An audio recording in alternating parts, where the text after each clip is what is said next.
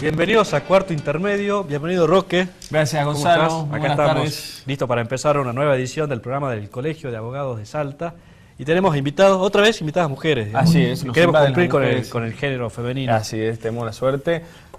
Bastante diverso en el programa de hoy. Exactamente por los temas, ¿verdad? Hemos convocado a dos escribanas, la escribana de gobierno Graciela María Galíndez y a la escribana también que trabaja en la escribanía de gobierno, Ana Zambrano. Vamos a hablar de dos temas muy interesantes. Y también invitamos a la doctora María José Miranda, que es curadora del Ministerio Público. Efectivamente. Para tratar este tema y de unas reuniones que se están realizando en estos días. Conocer cuál es el rol del curador, en definitiva, y bueno, hablar de un curso que se está desarrollando en el Colegio de Abogados, ¿verdad? Tal cual. Bueno, quiero recordarle a los televidentes nuestras vías de comunicación. ¿Te parece, Gonzalo? Nos pueden mandar un mensaje de texto a nuestro celular al 155 92 82 53. También nos pueden seguir en Twitter, en @cuartoINT, y en Facebook también, Cuarto Intermedio. Cuarto Intermedio. Y por supuesto en el canal de YouTube para ver todos los programas, y otros programas más que se van a ir subiendo a medida, ¿verdad? En el canal de YouTube. Estamos subiendo semanalmente los programas. Así es. Tenemos novedades para comentar.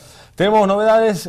Recordemos que esta semana empezó la feria judicial. Efectivamente, sí. Está trabajando a media máquina en el Poder Judicial y el Colegio de Abogados también tiene unos horarios especiales de atención, así que recordamos a todos aquellos que se quieran acercar al Colegio de Abogados que lo pueden hacer en horario matutino, de 9 de la mañana a 13 horas. Así es. En el Distrito Centro. Así es.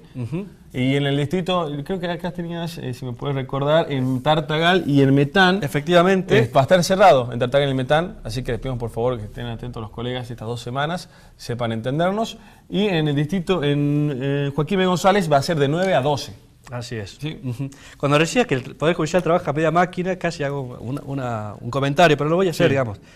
Trabaja a media máquina, porque trabaja a mediodía, de 8 a 13. Y hay jurisdicciones, por ejemplo, Tucumán, que es un ejemplo, trabajan en doble turno. Claro, en atención al público. Mañana y tarde, ¿verdad? Claro, se pueden hacer las presentaciones. El Poder Judicial trabaja desde las 7 de la mañana hasta las 7 de la tarde. Y el horario público hasta las 4 de la tarde. Yo creo que los salteños debemos copiar de Tucumán, por ejemplo, porque necesitamos una justicia rápida, que dé una respuesta rápida y eficiente. Sí, y la idiosincrasia en la vida no dista mucho de Tucumán de Salta. Así es. No es que estamos comparando con Buenos Aires quizá, que son horarios corridos que uno sepa entender, pero me parece que sería interesante. Vamos a trabajar sobre este tema, ¿no? Desde el vamos a intentar instaurarlo. ¿Sí? Así es.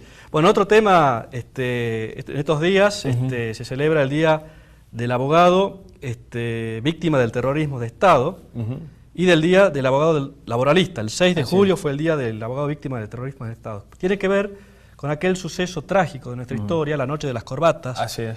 Alrededor de 7 abogados, 5 de ellos laboralistas, fueron secuestrados, torturados y desaparecidos.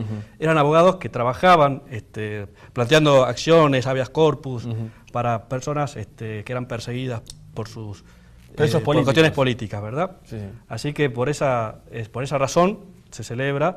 Fue una decisión de la FACA, de la Federación Argentina del Colegio de Abogados, instalar ahora como el Día del Abogado Víctima, para reflexionar, para reflexionar, para recordar y homenajear a todos reciente, ¿verdad? Que dejaron la vida en el ejercicio de la profesión. Efectivamente, y el 7 de julio, que decíamos, el Día del Abogado Laboralista, en homenaje a Norberto Centeno. Es el nombre de nuestro instituto, de nuestra Comisión de Derecho Laboral, se llama también Norberto un abogado Centeno. Marplatense, también víctima de esta Noche de las Corbatas, ¿verdad? Fue el autor, nada más y nada menos, que la Ley de Contrato de Trabajo. La 20.744. Efectivamente, así que bueno, a todos los abogados laboralistas, nuestros saludos. Perfecto. Bueno, vamos a dar inicio también a continuar con las noticias jurídicas, ya que estamos en clima mundialista, ¿no es así? Sí. Una buena noticia. Perdón, me hiciste acordar, digamos, de algo, pero estuviste en el programa pasado. No estuve en el programa pasado, le agradezco a Gonzalo, le agradezco a la productora. Acá tenemos una foto en este mismo instante. Estamos pasando fotos, qué vergüenza. Pero bueno, bueno, hermoso, un orgullo. Te digo. Contanos qué se siente. La verdad que una alegría impresionante. Sí. ¿Qué partido te tocó ver? Estuvimos cerca de ver de ver Argentina contra Suiza. No llegamos, tuvimos unos kilómetros y vimos al final, sí pudimos entrar a la cancha y vimos Bélgica contra Argentina. Está bien. Totalmente emocionado. Así que la verdad que fue una alegría, una experiencia impresionante. Y bueno, le mando saludos a todos los abogados, que me crucé con algunos que estaban yendo, que se decían de ir o no ir. que vayan, hay que festejar. Así es, ya hemos llegado a la final, digamos, hace cuánto que no llegamos a la final. Y esperamos tener la copa. Acá decía Virginia Capobianco, se hacía la joven, bueno, es joven, digamos, ¿Es joven, decía que no recuerda haber visto a la Argentina en la final, digamos. También nuestro camarógrafo decía lo mismo. Claudio también dice que era muy joven, que tiene un año. ¿Estamos grandes ya? Estamos grandes. Pero bueno, yo lo que sí creo es que va a ser algo pocas veces repetible. Así que aquel que pueda ir, que pueda acercarlo, si no verlo en familia. Así es. Una gran el domingo, bueno, un gran reto con Alemania. Seguramente un 2-1 a favor de Argentina. Ojalá que haga, ¿sabes quién? Gol. Tengo una buena noticia acá del Pipa Higuaín. ¿Sí? El Pipa Higuaín, sí, que acá las chicas estaban gritando, vitoreando por el Pipa y por el Pocho Lavezzi, pero el Pipa Higuaín fue absuelto por el juez José López Vicallart, quien es el titular del juzgado penal tributario número 1, resolvió absolverlo por había sido acusado por evasión tributaria por un ejercicio del año 2006 en que él se había olvidado de hacer una declaración jurada, aparentemente. Vamos a hablar de declaraciones juradas, pero en este caso ante la FIP. ¿No? En este caso ante la FIP. Sí. Y en el caso, bueno, el juez resolvió sin perjuicio de que la maniobra reprochada no reúna los elementos objetivos requeridos, sentenció la simple omisión de la presentación jurada no configura un ardid alguno para hacer incurrir en error al fisco, en tanto no se vio acompañado de ningún elemento adicional que hubiera dificultado el controlador fiscalizador ni la correcta determinación del impuesto. Así que fue una buena noticia para el Pipa Higuaín, sí. Así que para meternos más en el clima mundial, ¿no? Un poco de color. Bueno, hablamos de derecho y deporte, no sé cómo hiciste, pero hablamos. Vamos juntando todos. De mundial y Higuaín. Bueno. Y también queremos saludar, no sé si hablamos de familia, hablamos de las grandes noticias, de las novedades, hablamos de la familia de abogados que va creciendo poco a poco. ¿Por qué? ¿Qué pasó? Y bueno, nació Luján. Luján es la hija de nuestro presidente Eduardo Romani y de Daniela Acosta, que es la mujer, así que ambos padres abogados, imagino que Luján también seguirá las vías de la abogacía, ¿o no? Bueno. Y acá tenemos la foto de Luján. Tenemos la foto de Luján que empezó 2,9 kilos, me están diciendo. Así es, bueno. Así que bueno, saludos a los padres y bueno, felicitaciones. Muchas felicitaciones. Bueno, muchas buenas noticias, esperamos seguir así. Y nosotros vamos al primer corte, porque tenemos que recibir a invitados. Dale, muchas gracias. Seguimos aquí en Cuarto Intermedio.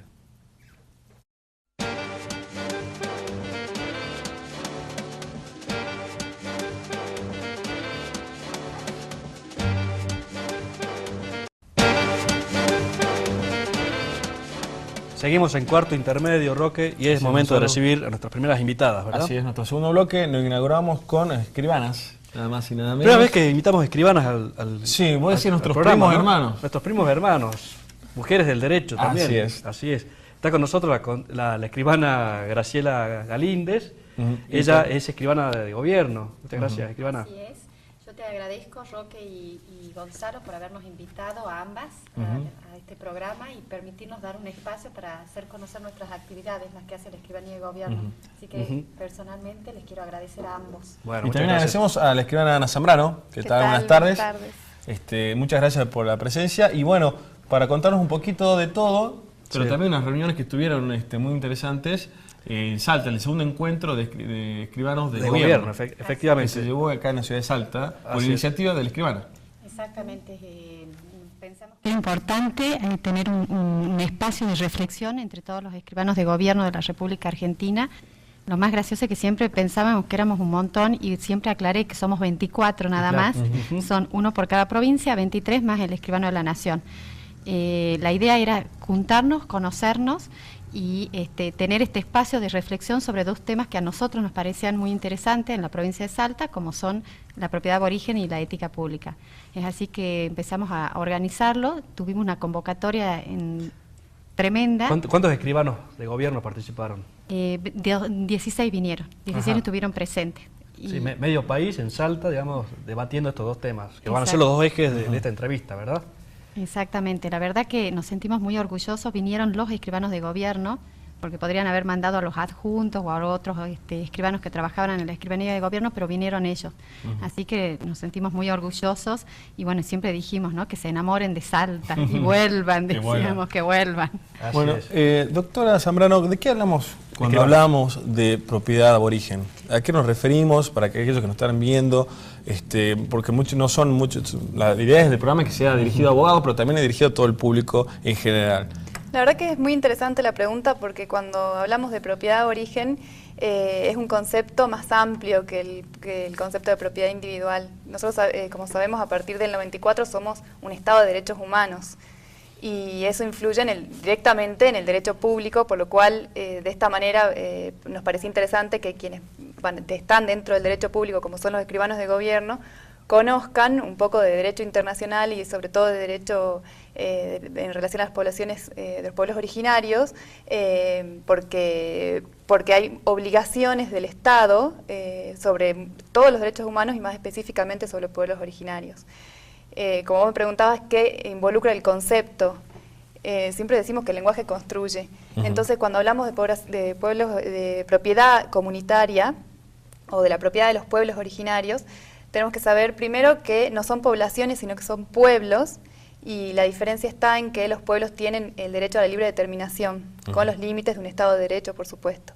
Y en segundo lugar, que cuando hablamos de tierras, tenemos que decir territorios y no tierras, porque eso involucra también la cuestión del medio ambiente y la participación que tienen ellos, los pueblos originarios, en cualquier decisión que se tome en relación al ambiente donde ellos viven. Recordemos que para los pueblos originarios, ellos no son dueños de la tierra, sino que consideran que la tierra es dueña de ellos. Y eso es interesante.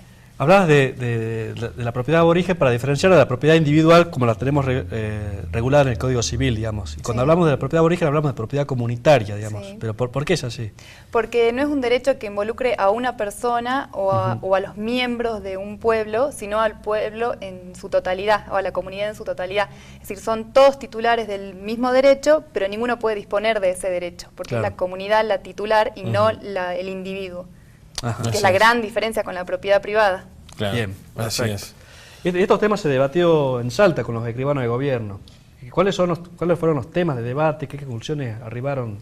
Fue muy interesante ver cómo está tratado en toda la República Argentina. Fue para mí realmente descubrir que todo lo que era noreste y noroeste estaba muy avanzado, puesto que habíamos hecho transferencias de propiedades comunitarias a muchas comunidades. Formosa, Chaco, Salta y Jujuy son las que están más avanzadas, y el sur está todavía relevando, viendo cuáles son las distintas etnias que todavía existen, viendo si ocupan lugares. Nosotros ya en eso ya estamos mucho más avanzados. Primero que ya, como dije, se entregaron las tierras y se tienen claro cuáles son las comunidades, las etnias existentes en la provincia de Salta. Así que fue realmente interesante ver cómo está Salta en relación a otras provincias. ¿Existe una estadística o números concretos de la cantidad de transferencias que hubo de la provincia a los pueblos originarios? Nosotros hemos presentado, hemos hecho un relevamiento en la escribanía de gobierno de todas las transferencias que habíamos hecho desde el 93, antes de las reformas ya de la Constitución Nacional como de la Constitución Provincial. Ya la provincia de Salta había reconocido la propiedad a distintas comunidades. Si bien no era un reconocimiento, como hablaba la escribana, de una propiedad comunitaria, porque no existía la idea de la propiedad comunitaria, pero sí estaba el concepto de la comunidad. Entonces lo que se transfería en ese momento era en condominio, que era la forma que existía y que estaba reconocido en nuestro Código Civil. Pero desde el 93 se está transfiriendo las tierras a las distintas comunidades. Así que digamos, todo el relevamiento que hicimos, sobre todo en las etnias que están ubicadas más sobre el río Pilcomayo y el Bermejo, son las que más se ha dado, las más se ha reconocido, todo lo que es Rivadavia, Santa Victoria, toda esa parte. Se reconoció también a la parte de las etnias collas, que son para el lado del oeste, digamos, pero se está haciendo todo un reconocimiento. Hubo un conflicto, digamos, entre una comunidad, una federación de comunidades de Salta, y la provincia y la nación, que llegó incluso a la Comisión Interamericana de Derechos Humanos, ¿verdad? Sí. ¿Qué tenés para decirnos al respecto y cómo está avanzando la provincia, digamos, para resolver ese conflicto? Que hay que reconocer que la provincia está cumpliendo con la normativa internacional. Recién la escribana utilizaba la palabra reconocer, porque la misma Constitución nos habla de un reconocimiento, y no de que el Estado es dueño y que les regala o les dona o les vende a las poblaciones originarias, sino que reconoce, digamos, un derecho que preexiste. La preexistencia y la tradición, y considera que que está devolviendo algo que no le pertenece. Entonces, ¿Qué pasó, digamos, para que el reclamo llegue a una instancia internacional, digamos? ¿Por qué no se pudo resolver en el ámbito de la provincia y de la nación? ¿Cuál fue el conflicto, digamos, y cómo se está resolviendo? La institución que hizo el reclamo se llama la Cajonat, hizo Sí. todos los reclamos que le correspondían a nivel tanto provincial como nacional. Y después hizo directamente una petición a nivel internacional a la Corte Interamericana, no a la Corte, a la Comisión. Que a es la paso previo a la Corte. Exactamente. Y es allí donde se ha ido tratando, y dieron distintas recomendaciones y la provincia como nación fueron cumpliendo. Así Bien, que se está resolviendo. Está resolviendo en este minuto, estamos en eso. ¿Cuáles son las conclusiones a las que arribaron, digamos, en este segundo encuentro con respecto a este tema de la propiedad aborigen? A nosotros nos parecía, disculpame, Sí. nos parecía importante, que fue un aporte que puso la Escribanía de Gobierno de Salta, de tener un documento propio que haga al reconocimiento de la propiedad aborigen. No una escritura de adjudicación, no una escritura de transferencia, sino un título, como bien lo señalaba la escribana, un título indígena. ¿Sí? Y además hablábamos y lo propusimos como una idea de la provincia de Salta, de tener un protocolo especial para este tipo de transferencias, de este tipo de reconocimiento, que no sea el que tenemos nosotros acá en Salta, después cualquier cosa te contamos, tenemos un protocolo que es de declaraciones juradas, que es especial, y otro protocolo donde van todas las otras operaciones que hace el Estado. Bien. Entonces planteamos la posibilidad de tener como algo nuevo Un protocolo aparte, en donde fueran nada más que este tipo de escrituras. Lo reconocieron como un aporte interesante y en las conclusiones lo tomaron las otras provincias y lo tenemos como un anhelo, digamos, a cumplir. Doctora, detrás de cámara hablamos respecto a la reforma del Código procesal, del Código Civil, perdón, que ya tiene media sanción, respecto a que trataba originariamente este tema de la propiedad aborigen, y usted nos contaban que las comunidades estaban en contra de ese tratamiento. Sí, el tema básicamente es que, como sabemos, el Código Civil está basado en el derecho europeo, o sea, hablamos de propiedad individual. Se planteó que exista como derecho real la propiedad comunitaria y los pueblos originarios se opusieron y de hecho cuando se trató la media sanción se dejó de lado por considerar que esto debía tratarse en leyes especiales y no dentro del Código Civil. ¿Cuál es el motivo fundamental por el cual no puede ser tratado en el Código Civil? El derecho real, o sea, en el derecho de las poblaciones originarias carece de res, o sea, no hay cosa, porque para el indígena la tierra no es una cosa, Claro. y mucho menos hay animus domini, que ustedes saben bien, o sea, el ánimo de dueño, porque justamente como decíamos antes... El dueño de la comunidad. Perdón, no porque el dueño sea la comunidad, sino porque la tierra es dueña de la persona y no la persona dueña de la tierra. Claro. Entonces, cuando se inicia la frase, el artículo de la reforma decía, la propiedad comunitaria es el derecho real sobre un inmueble, entonces ya ahí... Chocamos. Claro, ya estamos... Dos sistemas que no tienen nada que ver. Y aparte no estamos atentos a la normativa internacional si consideramos como una cosa a la propiedad originaria cuando ellos mismos no lo consideran una cosa. Claro.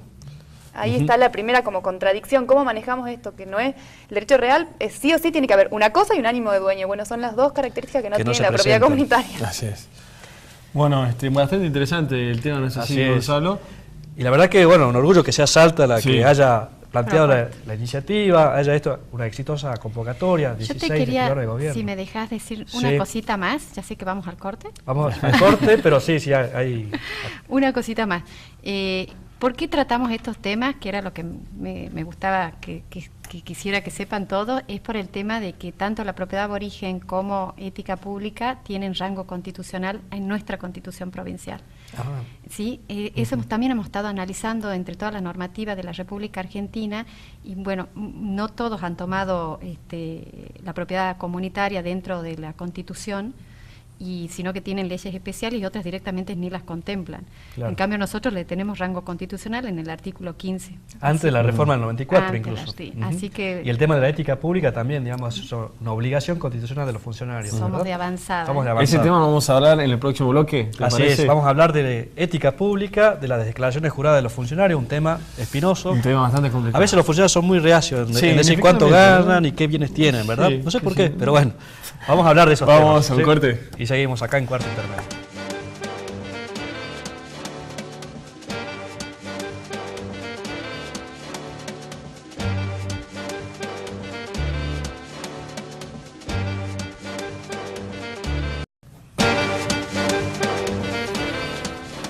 Seguimos aquí en cuarto intermedio con las escribanas. Los escribanos son sí. primos hermanos de los abogados, decíamos nosotros. Primos hermanos, estudiamos en la misma facultad también, digamos. También es verdad. Sí, compartimos muchas materias juntos con los escribanos. Y también la vida profesional también. ¿En qué facultad estudió escribana? Yo estudié en la Universidad Católica de Buenos Aires, Ajá, la bien. Pontificia Universidad Santa María de los Buenos Aires. Está muy bien. ¿Y Ana, dónde estudiaste? Yo estudié abogacía acá en Salta. En la Católica. Sí, en la Blas Pascal me recibí de escribana y, Sí. y el postítulo en España, en la Universidad de Alcalá de Henares, en Madrid. Y ejercés como escribana, digamos. Las no dos somos como abogadas y las dos Ajá. somos escribanas. Así Ah, es. está bien. Pero tienen somos que más optar, que digamos, primos, porque son hermanos. dos profesiones incompatibles, así que optaron Sí. por la escribanía. Optamos por la Optamos por la escribanía. Bueno, muy bien. No podemos ejercer la abogacía, tenemos vedada el Así ejercicio. es, así es. Vamos a hablar de ética pública. En la provincia de Salta tenemos una de las leyes más viejas y una ley avanzada que es la ley que obliga a los funcionarios públicos, cuando asumen en su función y cuando cesan en su función, a presentar una declaración jurada de sus bienes. Cómo está compuesto su patrimonio, cuánto ganan, cuánto no ganan, cuánto deben. Tiene una institución de antiguo raigambre, ¿no es cierto? Que también Efectivamente. ya en la época del virreinato había una suerte. Y hay algunas cuestiones que hay que copiar de esa legislación hispana, digamos, por ejemplo, el tema del juicio de reincidencia. Cuando se va el funcionario, a ver, señor funcionario, dígame, en cómo se está yendo. ¿se va con más o con menos patrimonio? Claro. Coménteme, digamos. Una cuestión que debería avanzarse en ese sentido. Así que vamos a hablar de ese tema. Es un tema realmente que siempre surge porque la declaración jurada cumple una función muy importante, ¿verdad? Como mecanismo preventivo de la corrupción, saber cuando el funcionario público accede al cargo, cuánto tiene su patrimonio para ver cómo evoluciona después, es importante. Exactamente. La declaración jurada es un control, sirve como herramienta de control, en tanto y cuanto haya alguien que lo controle. Eso es lo que nosotros hemos discutido entre todos los escribanos de gobierno, cómo estaba el tema de las declaraciones juradas en cada una de las jurisdicciones. Nosotros, Escribanía de Gobierno, no tiene el control de la declaración jurada. Lo que nosotros hacemos es recibirla, la protocolizamos, o sea, la guardamos, la conservamos y la custodiamos. Esas son digamos, las misiones que tiene la Escribanía No es que de tiene un Gobierno. análisis respecto del contenido. Si es veraz o no el contenido, es un tema que no es competencia de la Escribanía establecerlo. Escribanía. Lo único que hacemos con la declaración jurada es cuando la recibimos ver que si con el funcionario adelante, que firma adelante nuestro, es ver que esté completa, lo ayudamos a que la complete, pero no analizamos. Entonces queda dentro del protocolo y habría que tener una autoridad que digamos, la utilice para ver si cuando entró y finalizó su gestión el funcionario público se enriqueció. Claro, por ejemplo, el Poder Judicial, digamos, si está investigando un posible enriquecimiento ilícito, contar con todas esas declaraciones juradas como uno de los elementos de prueba. Claro, ¿verdad? normalmente nos piden los distintos juzgados información sobre las declaraciones juradas. Ellos sí, y nosotros se las otorgamos, sacamos fotocopias y se las mandamos para que ellos vean y ellos analicen, digamos. Pero no es una función del escribano. El escribano, ya lo vuelvo a decir, lo que hacemos nosotros es, tratamos, el universo de sujetos obligados es muy grande, porque no solo está el gobernador, el vicegobernador, los ministros, los secretarios de Estado, el Ministerio Público, la Fiscalía, el Poder Judicial, nosotros tenemos los tres, esa es otra cosa que tenemos. Los intendentes y los concejales. Exactamente, eso es algo que tenemos, Gonzalo, te cuento, en diferencia hasta la de la Nación. Nosotros, nuestra ley es de 1959, ya establecía que el Poder Judicial, el Poder Legislativo, aparte del Ejecutivo, debía presentar. En la Nación fue una incorporación que tuvieron la de los otros dos poderes, era el Ejecutivo el obligado nada más. O sea que avanzada realmente. Nosotros realmente de avanzada, o sea, legisladores, diputados y senadores y todos los miembros del Poder Judicial también.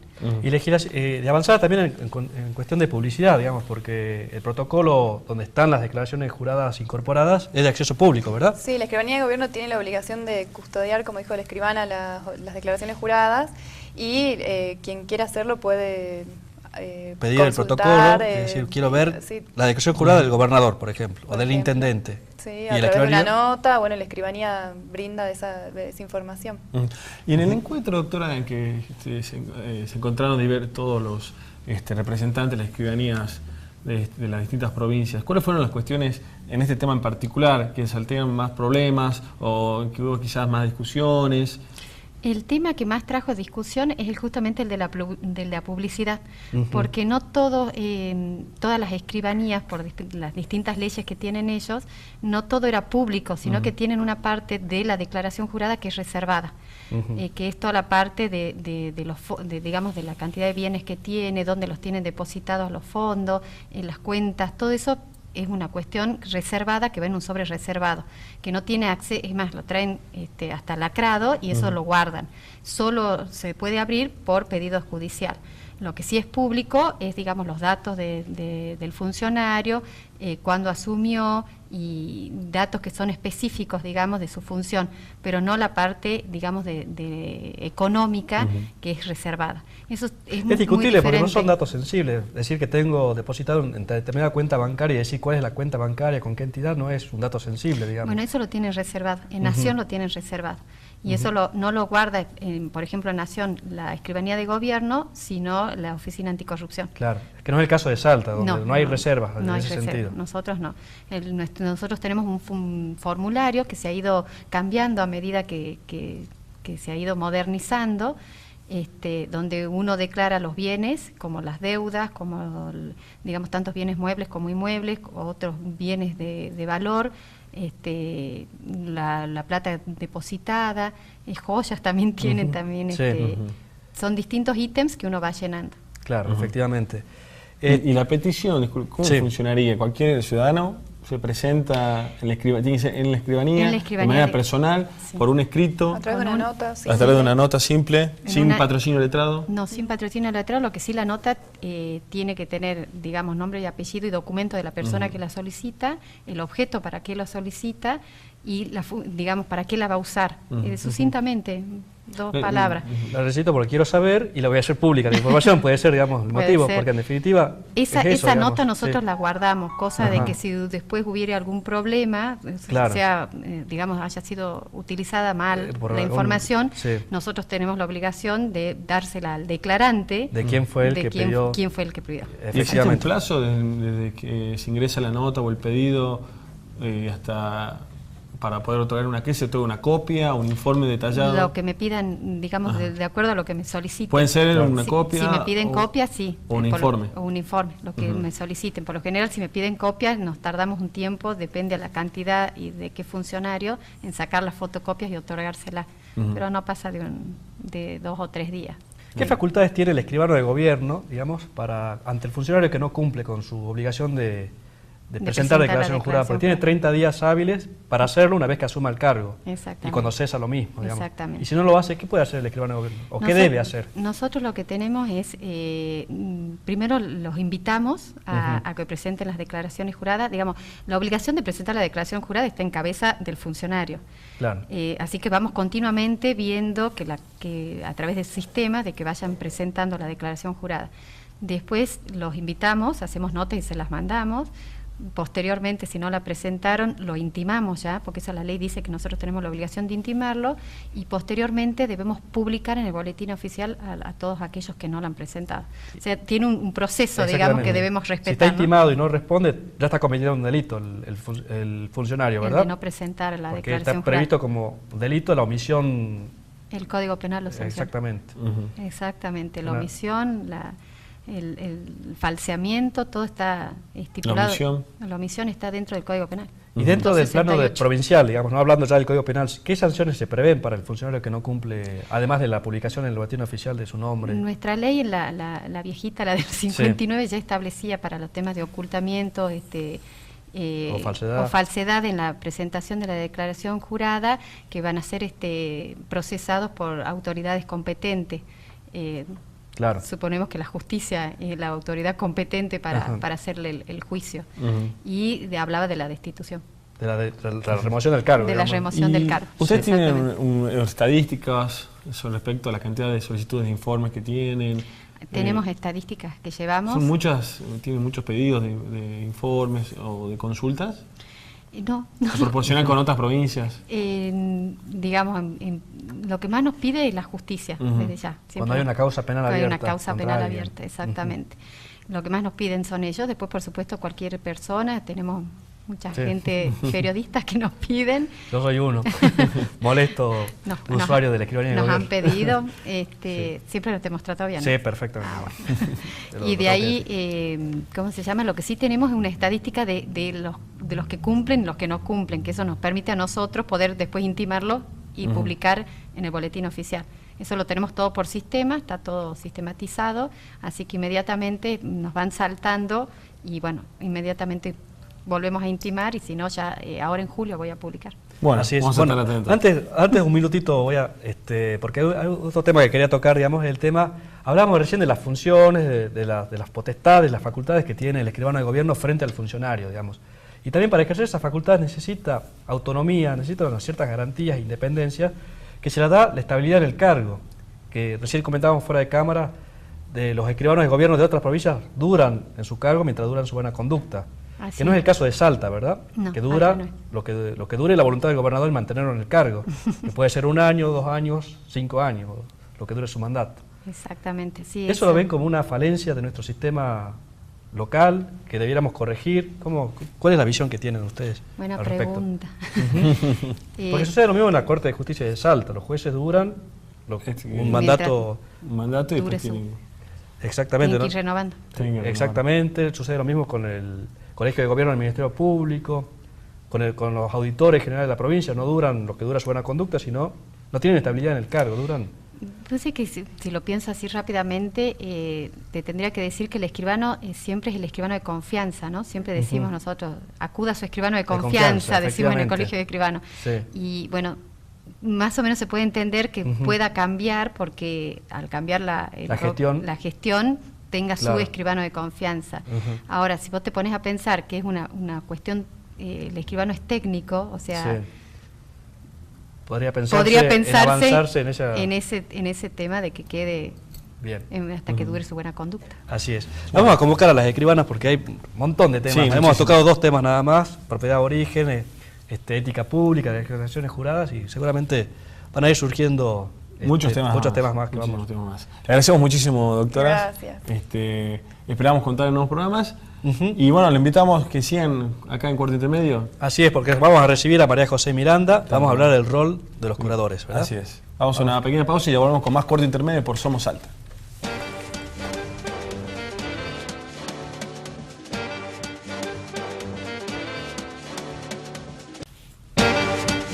Seguimos en Cuarto Intermedio, Roque, recordemos nuestra vía de comunicación. Sí, nos pueden mandar un mensaje de texto a nuestro celular, a nuestra línea que es 155 92 82 53. También nos pueden seguir en Twitter, estamos subiendo muchas noticias, muchas novedades jurídicas. Nos pueden seguir y retuitear a @cuartoINT. También en nuestro Facebook, ¿no es así? Que es Cuarto Intermedio. Y puede ver este programa y anteriores programas en nuestra red de YouTube.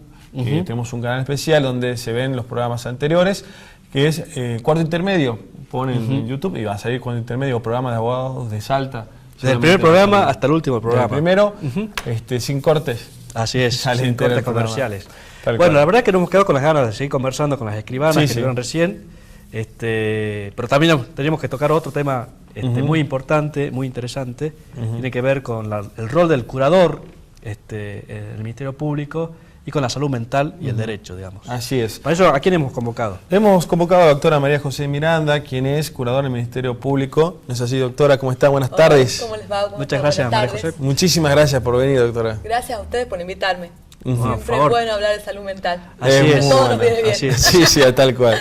Así es. ¿Qué es el curador? ¿Cuál es el rol que cumple el curador en la justicia? Bueno, en realidad todas las personas tienen un curador que es la persona que los va a representar en todos los aspectos de su vida civil, porque padece una enfermedad mental. Entonces esa enfermedad mental les impide dirigir su persona y administrar sus bienes. Pero ocurre en algunas situaciones excepcionales que la persona no tiene familiares y no tiene quien ejerza este rol. Inclusive hay gente con muchísimo patrimonio, aunque a ustedes les parezca mentira, que no tienen a nadie que los pueda representar. Entonces, en ese caso, la provincia de Salta tiene la figura del curador oficial, que es quien va a ejercer la representación de estas personas. Y en este momento, digamos, solamente el Distrito Judicial Centro de la provincia de Salta tiene curador oficial, no tenemos los distritos, que eso sería una cuestión muy importante que se puede introducir, digamos. Claro. ¿Solamente Distrito Centro? Solamente Distrito Centro. En los distritos, ese rol lo cumplen los asesores de menores e incapaces, con lo cual ustedes imagínense que es una labor... Cumple un doble rol de... Sí, y es muy difícil de cumplir, porque ustedes imagínense que yo como curador oficial de una persona tengo que ocuparme que esa persona sea rehabilitada en su enfermedad, es decir, llevarla al médico, comprarle los remedios, comprarle todo lo que necesite, desde la ropa hasta todos aquellos... La administración de los bienes. Todos aquellos insumos que pueda querer la persona. Y cuando hablamos de salud mental, hablamos de una persona que posee una discapacidad, hablamos que la persona tiene que ser declarada previamente para que aparezca la curaduría, o entre tanto puede ir apareciendo la curaduría. Bueno, la resolución 7730, que surge a raíz de la ley 7380 que vos me mencionabas hace rato, otorga al curador oficial distintas funciones. Para mí la más importante es la que les reseñé primero, porque me convierte a mí un poco en mamá y papá de esta persona con padecimiento mental, lo cual es una gran responsabilidad, entonces la tengo primero en mi cabeza, pero la resolución me encomienda otras tareas. Una de esas tareas es ejercer el rol de curadora ad litem de aquellas personas enfermas mentales que no poseen bienes. ¿Y cuál es el rol del curador ad litem? Es un rol fundamental, que es el ejercer la defensa técnica de estas personas. Porque puede ocurrir que una persona sea injustamente denunciada como enferma mental. Entonces, yo como curadora ad litem tengo que ejercer la defensa técnica como lo haría un abogado penalista de una persona imputada de un delito penal. Yo ejerzo ese rol de defensora técnica. O, ahora con la nueva ley de salud mental, puede ser que esa persona efectivamente tenga una patología mental, pero mi rol va a ser evitar que se le restringe la libertad lo menos posible. Es decir, que si esa persona verdaderamente debe restringírsele su capacidad, pero que sea lo menos posible. Es decir, dejarle a salvo todas aquellas capacidades que la persona efectivamente puede ejercer. Y a su vez también tengo el deber de inspeccionar todos aquellos establecimientos de salud mental que hay en la provincia, tanto públicos como privados. Velar porque se respeten los derechos, velar porque esas personas estén en condiciones dignas. Es una labor muy importante. Antes de seguir avanzando en el tema y hablar ya de salud mental, hablamos del curador oficial, pero también, digamos, el abogado de la matrícula puede ejercer la función de curador. Sí. ¿En qué circunstancias, qué requisitos tiene que cumplir? El único requisito para que el abogado de la matrícula cumpla con este rol es que la persona tenga bienes.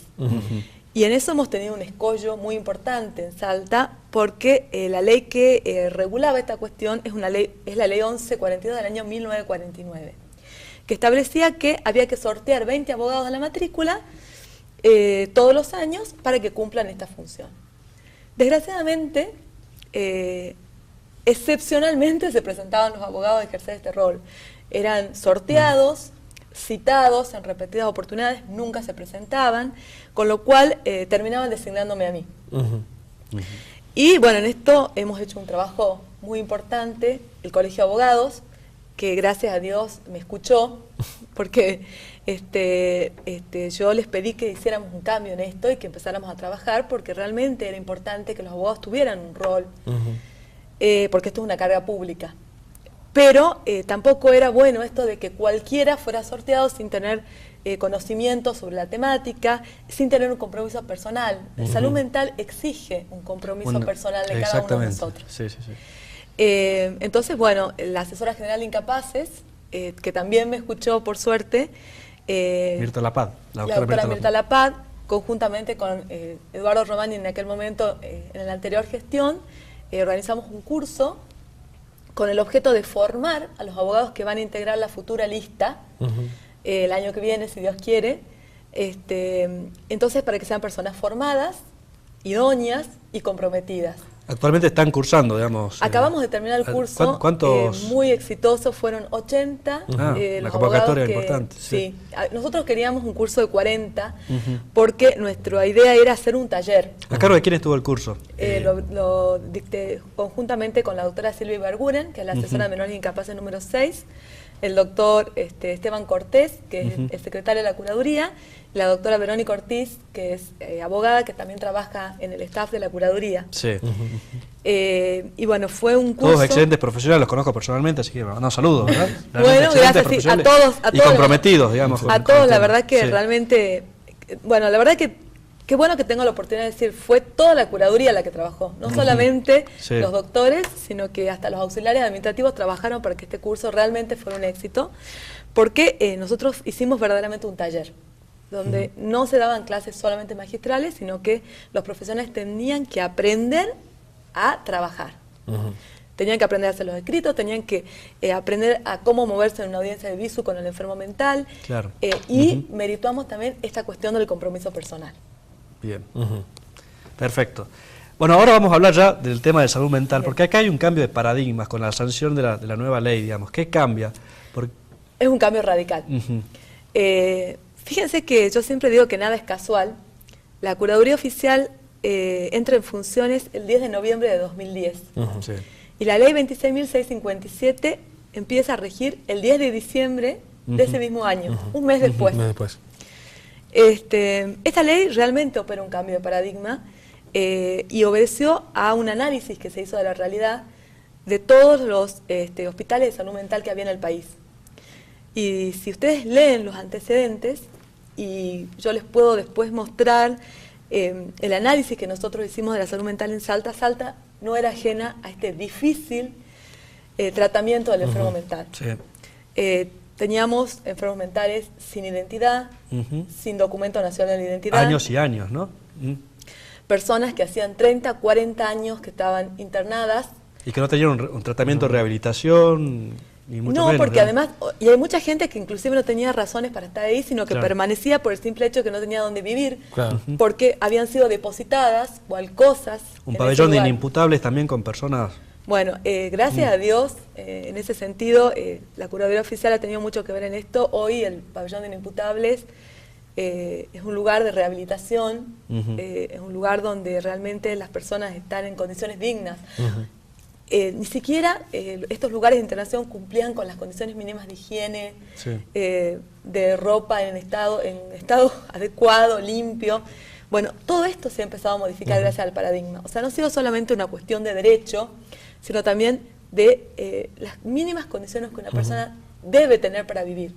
Actualmente, ¿cuál es la cantidad de personas que ingresarían en la curaduría? Que ustedes están controlando, están velando la situación por la que están pasando.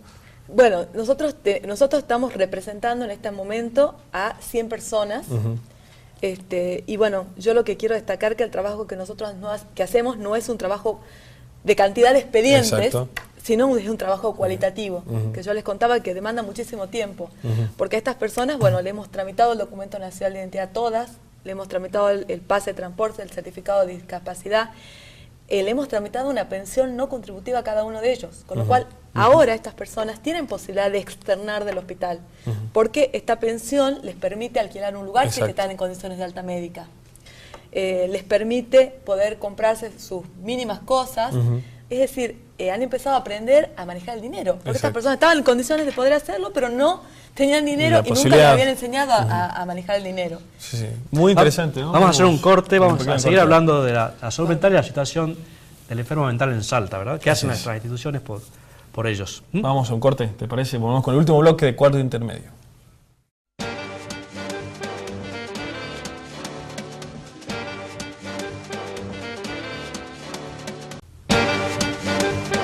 Seguimos en Cuarto Intermedio, seguimos aquí, Roque, con María José Miranda. Ella es la curadora oficial, digamos, está a cargo de la curaduría del Ministerio Público de la provincia. Y bueno, hablando de unos temas fundamentales que tienen que ver con la salud mental. Y hablamos está un poco dejado de lado, ¿no?, en la práctica, y que bueno, poco a poco se va llevando... se va avanzando, como decíamos, en temas de las pensiones, ¿no es así? El tema del tratamiento, la rehabilitación. Se ha avanzado en esta materia, digamos, mucho ha tenido que ver también algunas acciones judiciales que se han planteado desde el propio Ministerio Público, ¿ver? Recordemos la acción colectiva que planteó la doctora Natalia Huira para que, digamos, ya no exista, digamos, la colonia Lozano, que no tenía razón de ser. Ese fue el origen de todo, o sea, digamos que... En la colonia Lozano, recordemos, estaban internados muchos enfermos mentales algunos no estaban documentados, estaban hace años, sin vinculación con su familia y demás. Y bueno, a partir de esa acción colectiva, digamos, ya ha empezado a mejorar la situación. Sí, ese fue, digamos, el puntapié inicial, que fue, digamos que fue el momento de génesis de la Curaduría Oficial. Ese amparo fue lo que dio lugar al nacimiento de la Curaduría Oficial. Ahí se gestó ver la necesidad, digamos, de crear un órgano. De crear un espacio para el tratamiento del enfermo mental. Y realmente se ha trabajado mucho, y en esto quiero destacar que la justicia salteña está siendo pionera en esto, porque se han modificado numerosas cuestiones. Inclusive hemos empezado a modificar la cuestión semántica. Ustedes que son abogados, cuando estudiaron en la facultad, hablaban de proceso de declaración de insanía. Hablábamos de insano, hablábamos de interdicto, de incapaz. Porque al igual que lo que ha ocurrido con los niños, siempre el enfermo mental fue tratado como una cosa, como un objeto.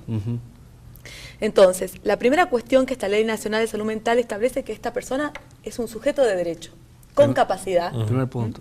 Primer punto sustancial.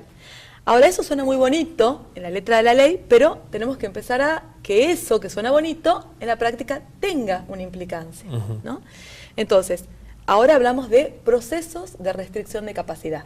Eso es muy bueno porque, digamos, la persona que está en su casa y tiene un pariente con discapacidades mentales, digamos, se pregunta, digamos, ¿por qué yo iniciaría un juicio de insanía para mi pariente? ¿Qué es lo que se busca con ese proceso de insanía?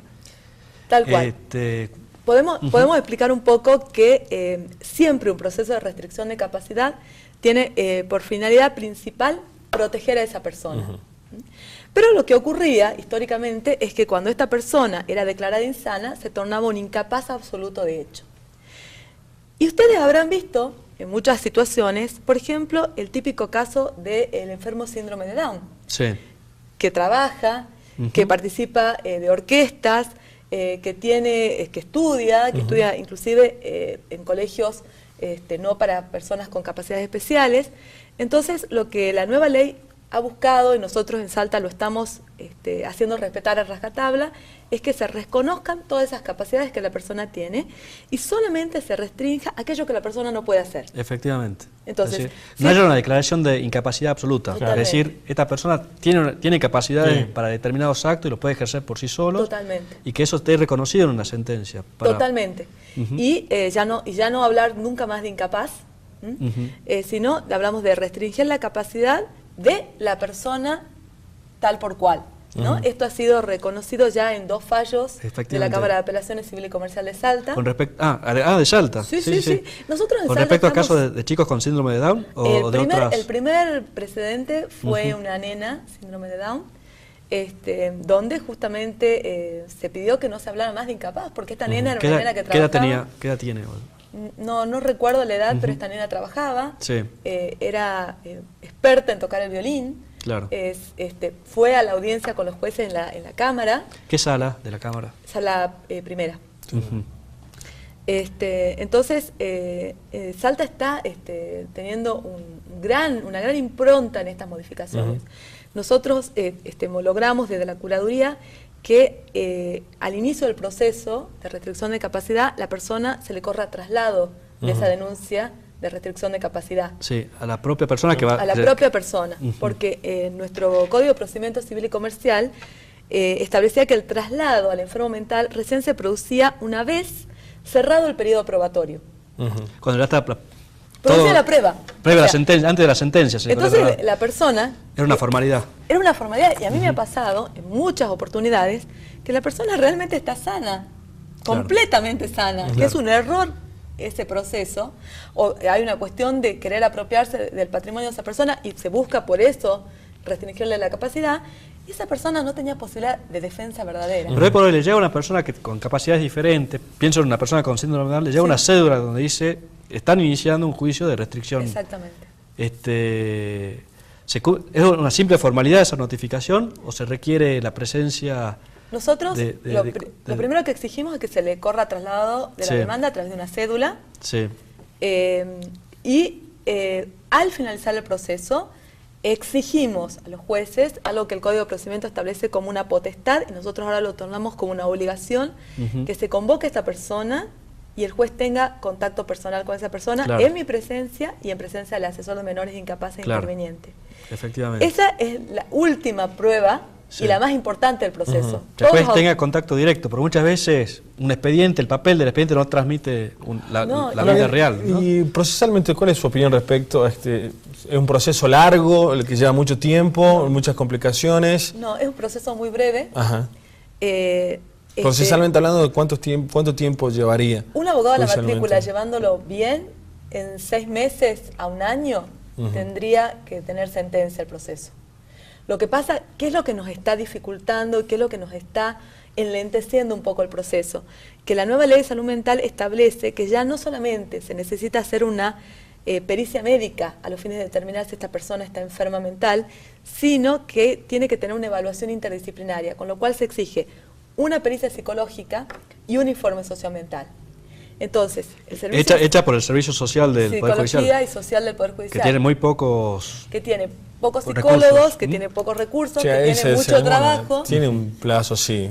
Ya por un caso particular que llevo, entonces, es bastante tiempo. Ahí es cuando y es bastante dificultoso el tema. Esa es la única dificultad, digamos, que tenemos. Salvando, una vez hechas las pericias, el proceso no tiene mayores dificultades. Sí queremos que sea un proceso contradictorio y no un proceso meramente declarativo. Por esta cuestión de la posibilidad de defensa, porque estas personas tienen derecho a defenderse. Y que la defensa no sea una cuestión nominal, sino realmente verdadera. La nueva legislación tiende, digamos, a proteger a la persona con discapacidades y no excluirla de su seno familiar, digamos, pero muchas veces resulta que la persona con discapacidad vive en una familia que no lo puede contener porque es una familia disfuncional o porque es una familia de escasos recursos que no puede cubrir, digamos, y queda institucionalizado, Bueno, en realidad eso era parte del viejo paradigma. Exactamente. Hoy, ¿Qué se ha cambiado? Hoy con el nuevo paradigma, la farmacología ha avanzado muchísimo en nuestro país y además nosotros tenemos mucha medicación importada. La persona en 15 días está estabilizada de su patología de base. Ninguna persona debería estar internada más de 15 días.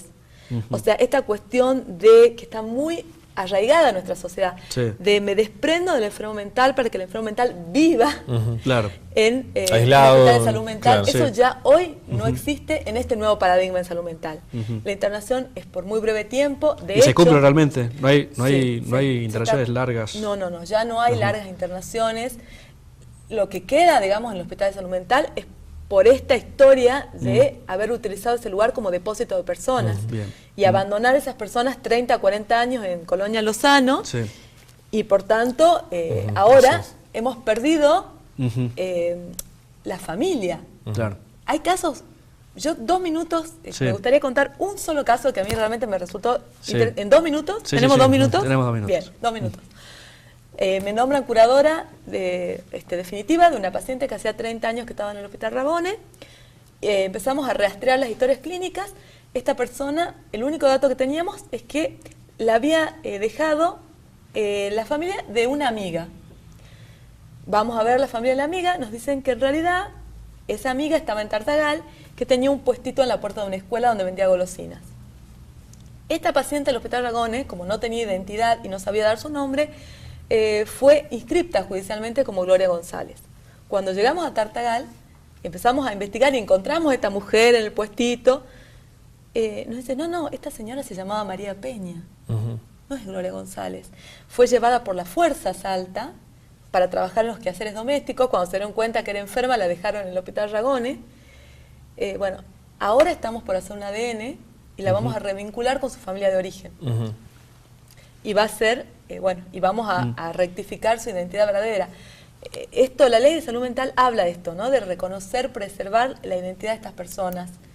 Y bueno, muchas de estas personas fueron bautizadas, era muy común, apodos con los cuales se identificaban y que no eran los verdaderos nombres. Vos, Gonzalo, sabes muy bien, efectivamente. por el amparo de Colonia Lozano, cómo se exactamente, estaban identificadas con apodos realmente ridículos en muchos de los casos. Y era la forma que Bueno, en fin. Doctora, Bueno, muchísimas gracias. No, gracias a ustedes asistir. por invitarme. Sí, la verdad que quedan Interesante muchos el temas tema. pendientes. Muchísimo. La vamos a convocar a la doctora. Cuando quieran. Porque hay un tema que queríamos tocar también, no ha dado el tiempo, es el tema del enfermo de salud mental y su relación con la ley penal. Comete un delito y Bueno, las ahí medidas lo de vamos a seguridad. convocar al doctor Cortés, Bien. que es el secretario, que es el especialista de la Perfecto. curaduría en esa Bueno, desde ya temática. entonces ya queda comprometido el doctor Cortés. Sí, Vamos sí. a invitarlo durante la semana. Bueno, muchísimas gracias, doctora. No, gracias Agradecemos a a todos los televidentes. Agradecemos también a los amigos de Virgen del Saliente que programa a programa nos acompañan, nos brindan un catering, un pequeño catering. Le agradecemos muchísimo. Pueden visitarlos en la sucursal que tienen en esquina Necochea y Vicente López. Así si no es. me falla la memoria. Bueno, que tengamos un excelente partido este domingo. Vamos a ganar. Vamos a salir Argentina. campeón. Argentina. No lo dudamos, Vamos, ¿no? Argentina. Vamos, Argentina. Con alegría Bueno, y fe. seguimos. Esto es Cuarto Intermedio. Muchas gracias. Nos vemos próximo programa por Somos Salta, viernes a las 15. Así es. Y No. martes a las 6 de la mañana. Algún madrugador quizás nos pueda ver. Nos vemos.